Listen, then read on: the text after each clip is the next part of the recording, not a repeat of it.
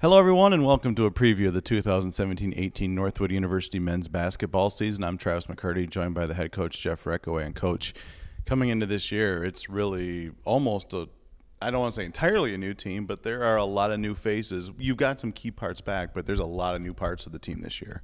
Yeah, I'd like to think, as you build a program, you just reload every year. But unfortunately, we needed to rebuild. And so there are 7 new scholarship players and a walk-on that's going to have a great opportunity to help us and has done really well in practice so far. So, yeah, there are a lot of new faces.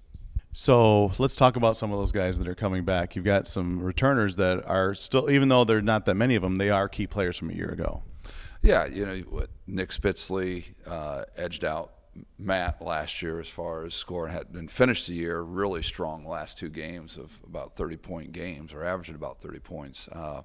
Bradshaw, we threw him into a tough role as point guard from the forward position, which he had never done before, and I thought he did really a yeoman's job with that.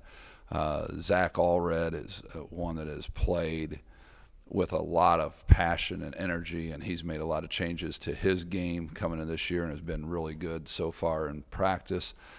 David Jelinek would round out the 4 that really contributed a lot last year and comes back as a sophomore with that 5 position really his to keep. So he's really worked on the game. But those 4 guys are going to be key. But there's a lot of competition to see who is in that top 5 or top 8 rotation. You talk about Bradshaw in particular. Last year, he started the year as a forward, ended the year as a point guard. But I think if things go the way you want this year, he's going to be back at his more natural position of forward. Absolutely, and I think he'll be more successful scoring-wise, percentage-wise. We put a lot of, I don't want to say necessarily pressure, but we put a lot on his shoulders, leadership-wise, and to be in a totally different position with the ball in his hands most of the time instead of, getting it on a reversal and being able to attack or knock down a shot from there. So, yes, he definitely will be playing more natural position. Now let's talk about the newcomers. There's a lot of them. You've mentioned there's 7 new scholarship, 1 walk-on player that's coming in. But you've also got another player coming back, Nate Georgeton, who redshirted last year after injury. Where do you see a lot of these new guys fitting in? Well, we don't have time to go through all the new faces and how I feel about them, but it has been the mentality, the work ethic has been really good so far this fall and the preseason, and then we're 8 practices in, has been really good. We have a lot of freshmen and sophomores, a couple sophomore transfers that are competing big time for those top 5 spots. Nate Georgeton, you mentioned, who hasn't played competitively in over a year and a half with 2 knee surgeries, that looks really strong.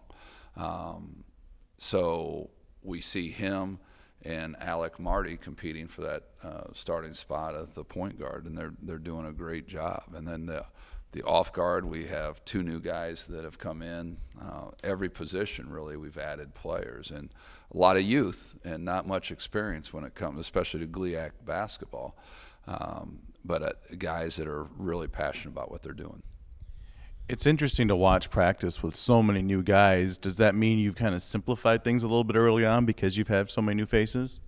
We've spent a majority of time just working on defense. We were terrible last year defensively, and we really need to make sure that's our standard and our focus.